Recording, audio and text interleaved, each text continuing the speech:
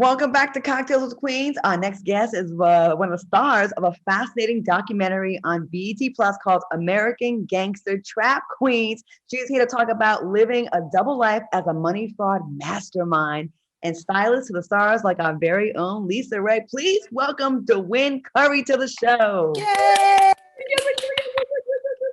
I love you ladies. I am here finally with my IQs. I call you guys IQs because you're iconic queens. Hey, and so all of you are here. I'll take that. Absolutely. IQs. Dwen, it is so good to see you. And the trailer looks amazing. Your story about running a successful wire fraud business and being a stylist has a lot of different layers.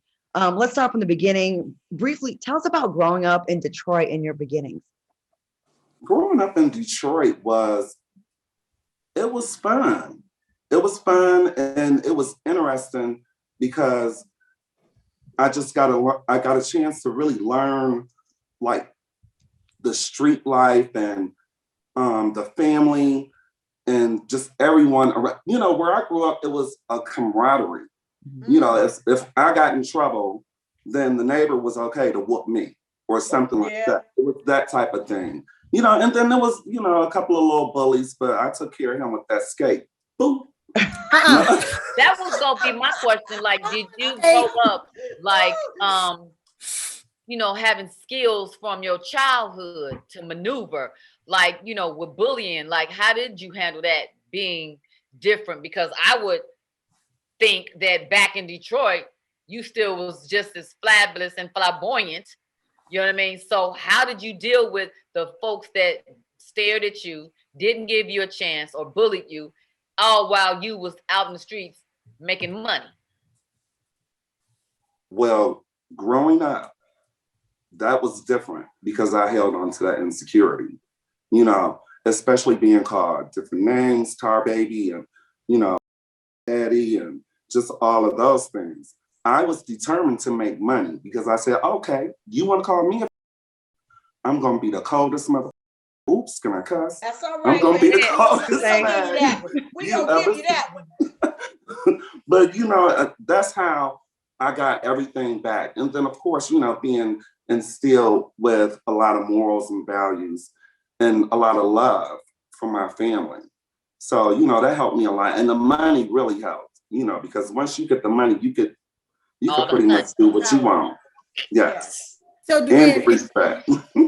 So Dwen, you spoke of Tar Baby. That stuck out for me because it's like, yo, I got to deal with, you know, different, or, you know, being my own man, but then I have to worry about being a black owned man, you know, a black different man. So how did that, you know, having to deal with all of the drama, you know, in Detroit, how did that get you to LA?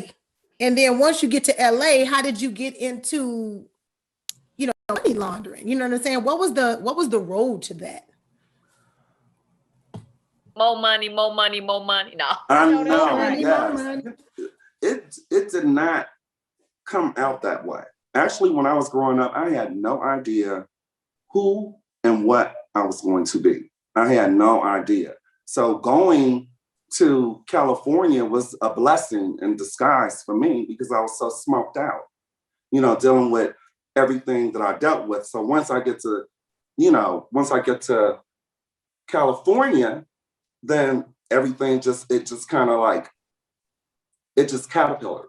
Everything it came the way it needed to come full circle.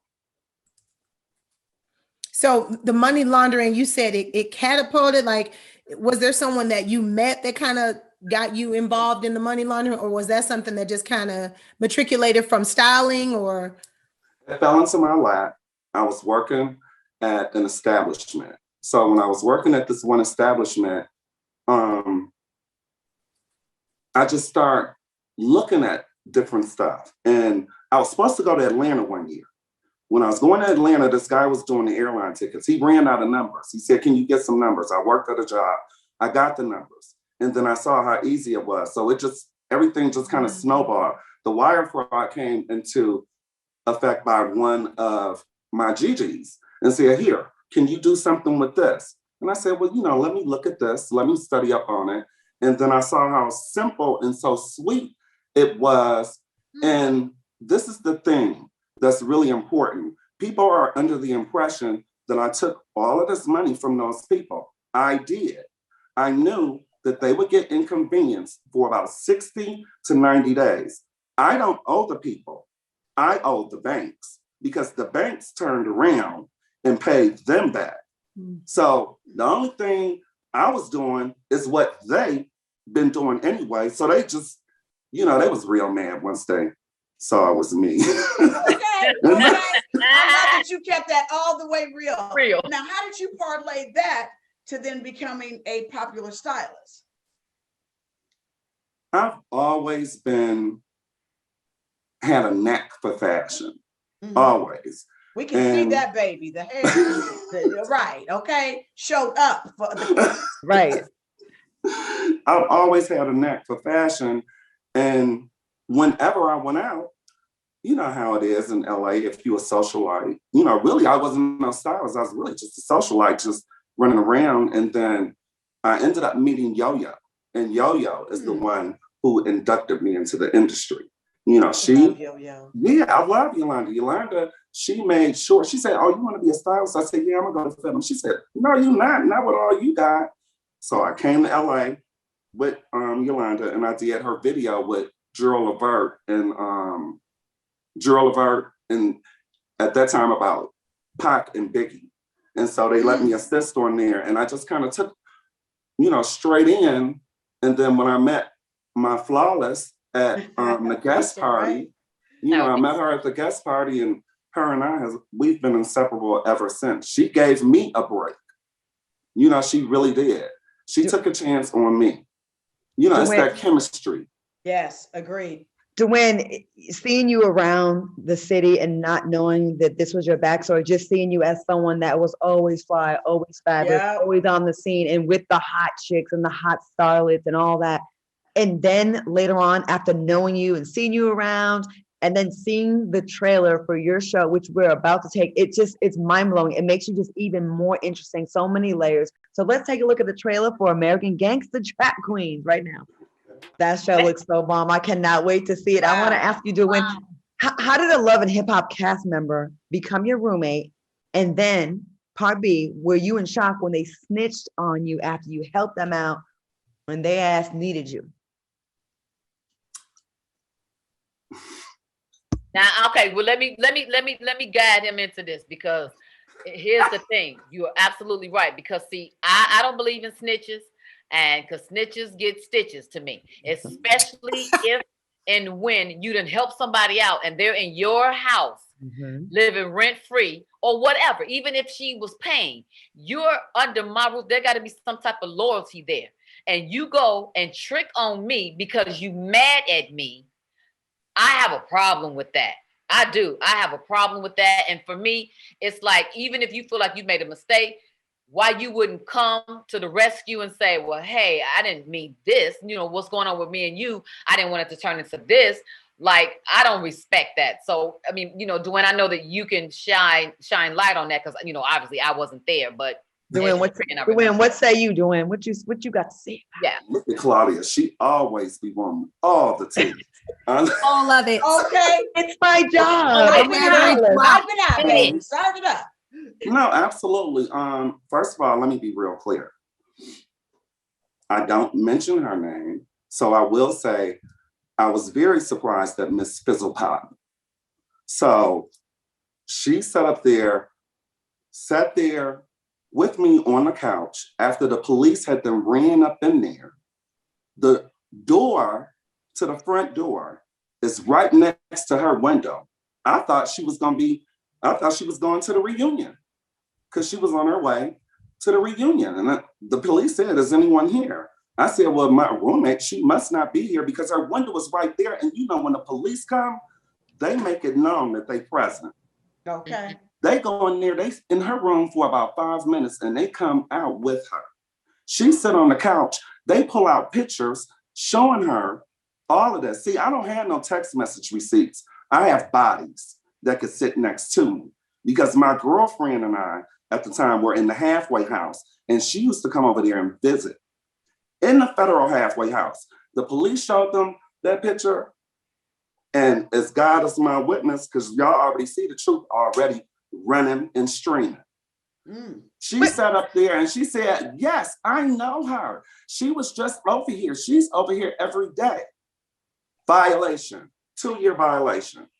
Was she in Love and Hip Hop Hollywood? Is she one of the people on that show?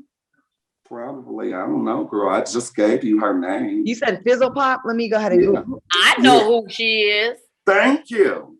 Can I say who she is? Why not? LisaRaye, we give us a hint. What's the name begin with?